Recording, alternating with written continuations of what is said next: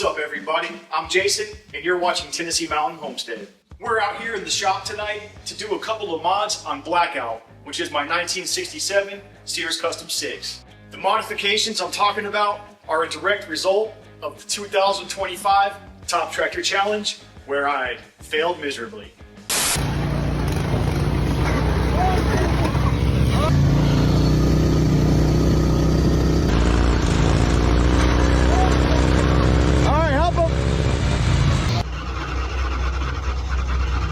The biggest modification I'm going to do is pull the engine and send the rest of this thing up to the scrapyard.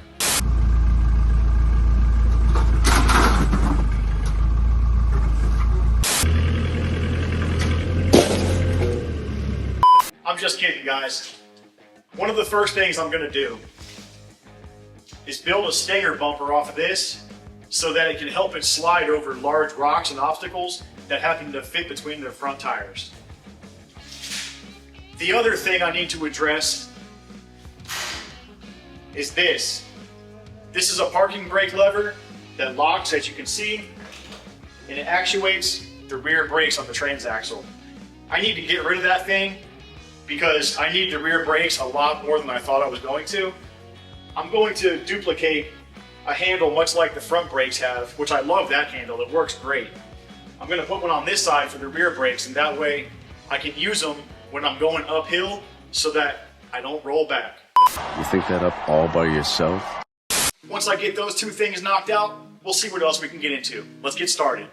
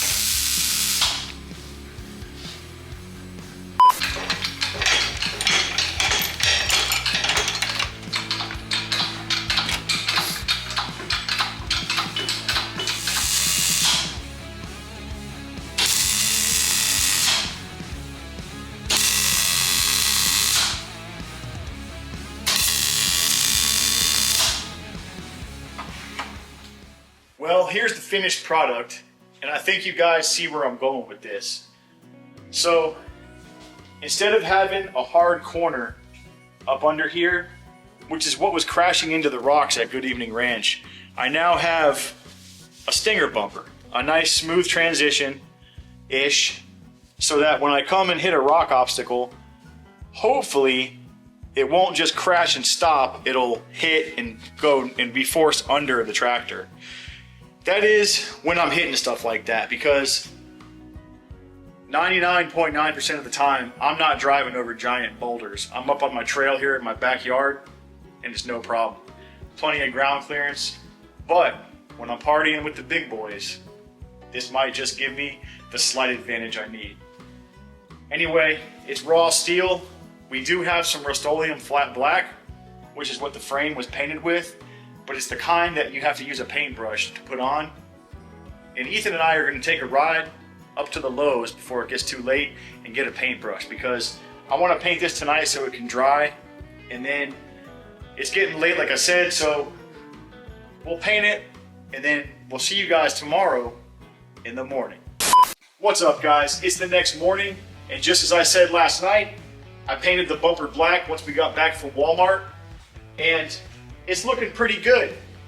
Hopefully it works out for what I intended for. Otherwise, it looks cool, and it'll double as a really nice grab handle. The next thing I'm going to work on today is the rear brake. Now, as you guys saw, as you know, it has a parking brake lever, like for an automobile, where it ratchets when you pull it up. And it's great for that, but it sucks for trying to use it on the trail. So, I still have the handlebar, and I chopped this side off. This is the side on my tractor for the front brakes. I'm going to use the other side and do the same exact thing for the rear, because the front brake handle is actually in a really nice spot.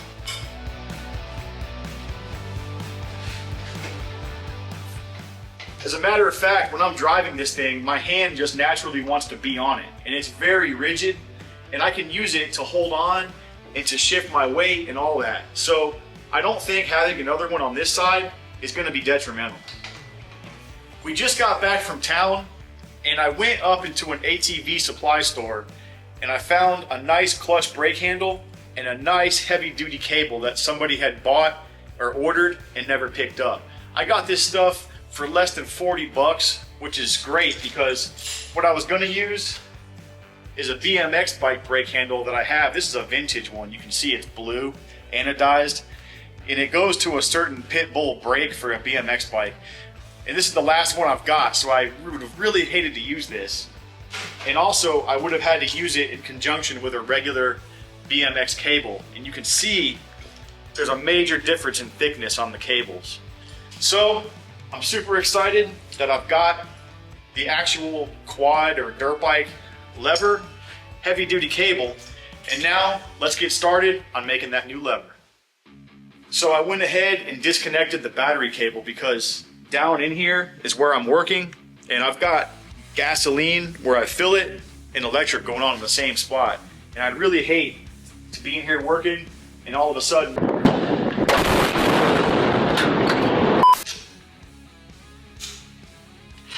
definitely not going to miss this thing.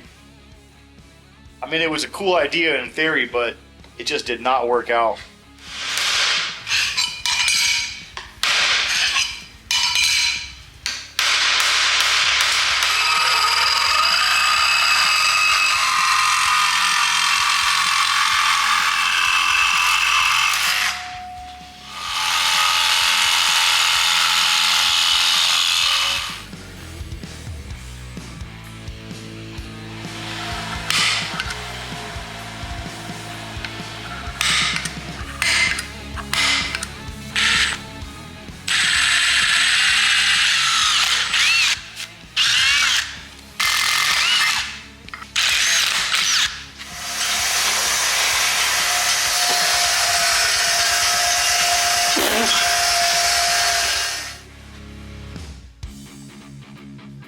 And then I got more nuts.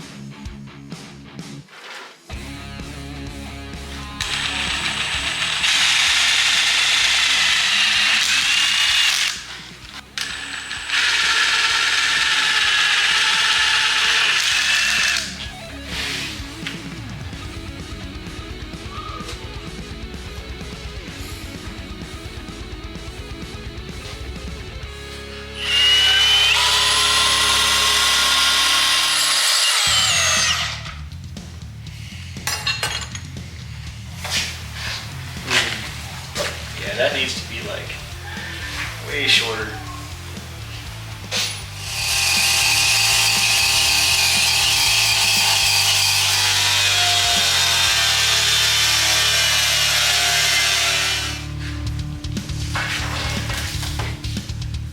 I got my handlebar welded to the base plate there.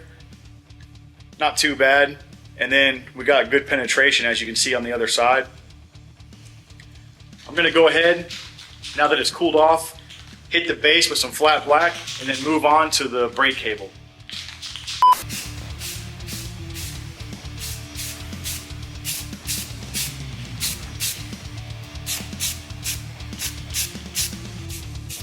Oh yeah, nice and thick lac.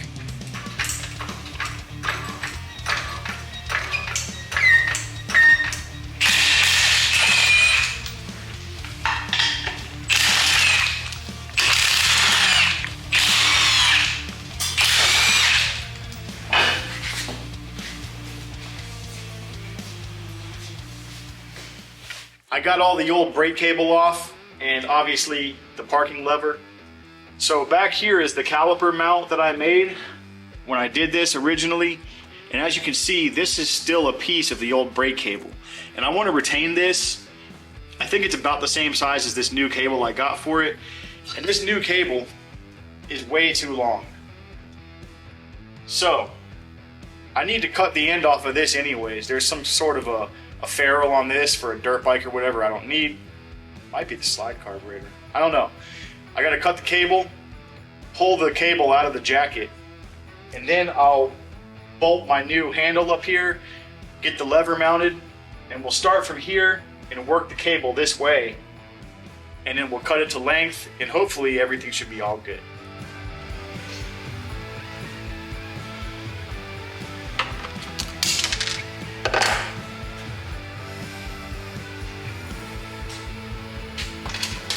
Meanwhile,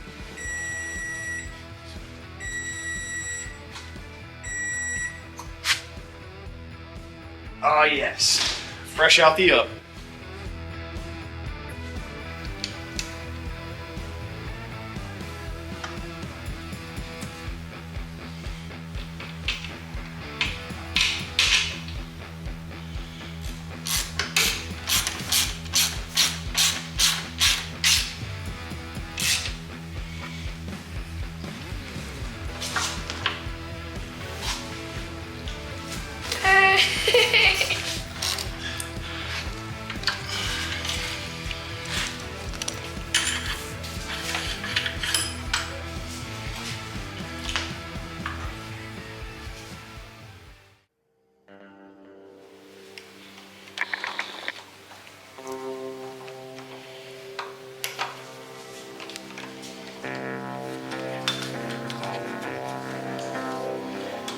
Never know until you try, buddy. I gotta cut this.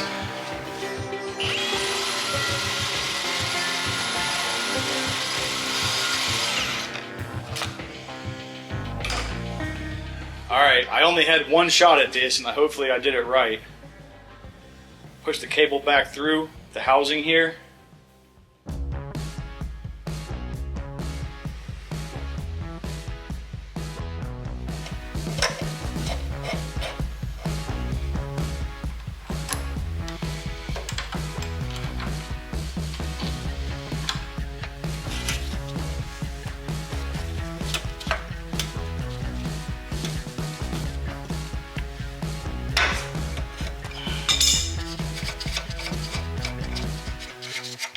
So the brake's all set up, and check it out. Here we go, we got no contact with the brake rotor, and all it takes is a very small amount of pressure, and that does not budge. Now this is a transaxle brake. That's a 6-inch go-kart brake rotor on there. This is a mechanical, cable actuated, obviously, brake go-kart brake caliper, and this thing has a huge mechanical advantage over the rear wheels because of the gearing inside the transmission. So it doesn't take very much pressure at all here to make those wheels lock up. So we're gonna put the wheel back on and get to the next thing.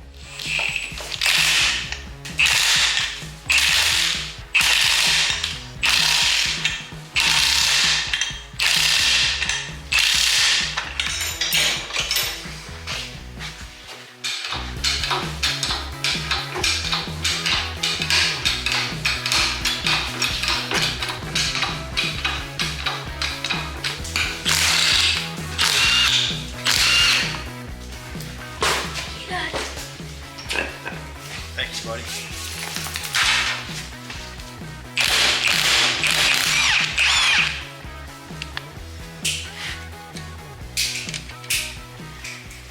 Piece of the brake. Oh, the brake shoes. That's what's wrong with them. Look at that. Ooh. There's no more brake shoes. See? I knew something was going on. Good thing we didn't take it for a rip. And the bearings are in here. Barely move. Yeah, oh, look at that. Ooh. Bearings are shot. Unless that's a spacer. I think that's all that is a spacer. Well then, as you can see, the next thing I wanted to do to this tractor was inspect the front brakes. Something's been weird lately when I go down the hill, the mountain trail. When I'm going forward, the brakes get real tight and one of them locks up and the other one doesn't. And then when I back up and go in reverse, they get normal again, or they feel normal. Well, that's because these things are probably 30 years old, if not older. They could be up to 1989, who knows? But the brake shoes, the pad material on the shoes is completely gone. It was all busted up in there. I think you guys saw when we first pulled the drum off. There's nothing left, there's no material. So, I happen to have some brand new brake shoes. Check this out. I picked these up. These are semi-metallic. You can see the bits of copper or whatever's in there. And they have these diagonal lines, which it says in the ad that it keeps mud and water from getting in between the pads and the drum. Well, we're gonna go ahead and replace these. And I also picked up some new bearings, and these are actually Japanese bearings that came on the Yamaha stock. So that's what's up. We're gonna go ahead and knock that out right quick. See you in a minute. So upon inspection of the bearings in these hubs, they also say Koyo, K-O-Y-O. These are the new bearings. The ones that are in there are super tight. There's no play. The grease is a little bit old, but I can inject new grease into them. And I honestly don't know if it's wise to upset this. Like, I don't know if there's a lip inside here, a machined lip, or if I can press the bearings all the way through the hub with the hydraulic press. I don't think I need to get into that. What I'll do is just keep these brand new on the shelf. If one of these bearings ever decides to fail, I've got backups. But for now, I'm just gonna grease these good, play with them a little bit, because I don't know if you can see that, but the grease on that side is like, it gets like that yellow, like that caked look to it. So I'll spray a little bit of degreaser, or probably not, just put some new grease on top, press it in, turn it a bunch, it'll be just fine. I do have a new seal for it. The old seal was dry rotten and kind of loose on the spacer that goes inside of it. So I will replace the rubber seal. It came with 4 of them and I only need 2. It only goes on this side, like that. So that's what's going on. I'm gonna do the shoes now and then put it back together and we'll do the other side.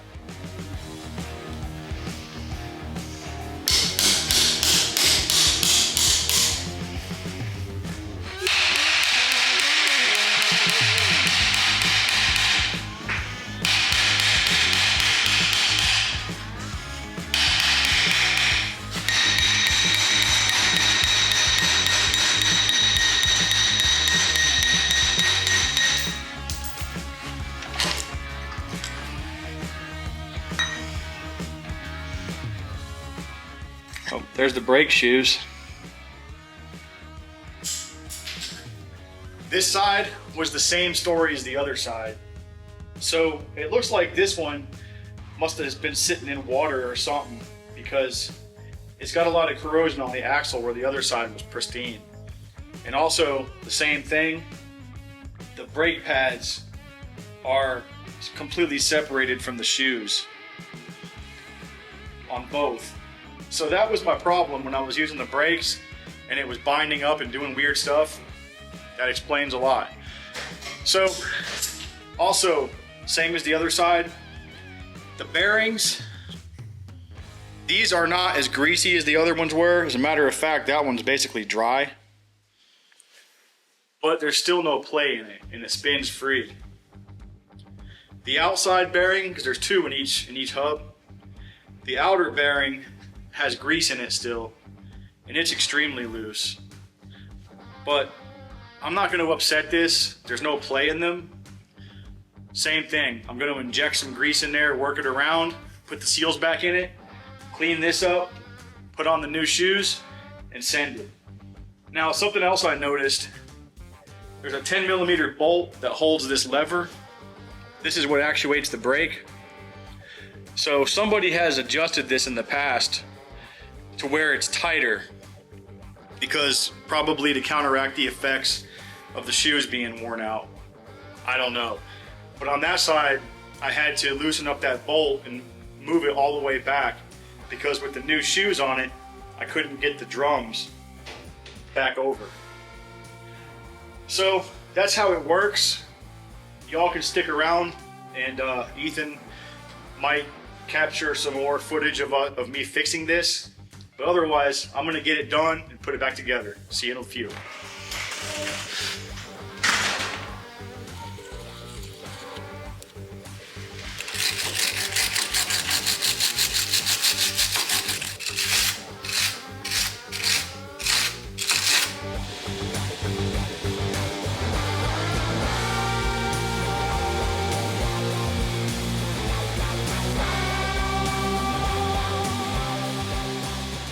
So check it out. I've been playing with this, and I've got these arms, and somebody had this arm like off the splines and relocated. So that's why this side has always been a little weird too. But I think I got everything set up correctly how it's supposed to be. And now I got the brakes timed so that they actuate at the same time, which one of them always pulled a little bit harder than the other before. And coupled with the brake shoes being all broken up inside there, I'm surprised they worked at all. But we're good to go on this. I WD-40'd all the joints, the mechanisms. It feels super smooth. The bearings are greased. We're gonna slap this thing back together.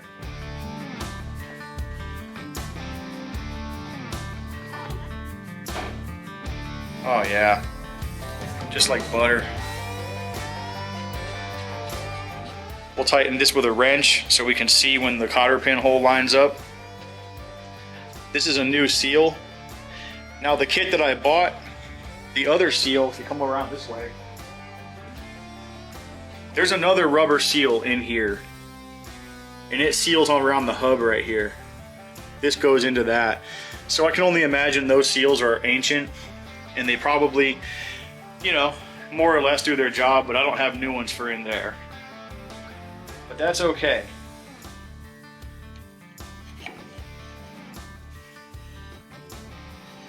Very nice. We've got our washer.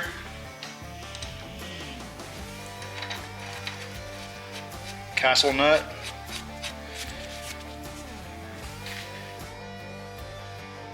That's it right there. We'll put our cotter pins back through the hole there. Be ready to ride for another 35 years.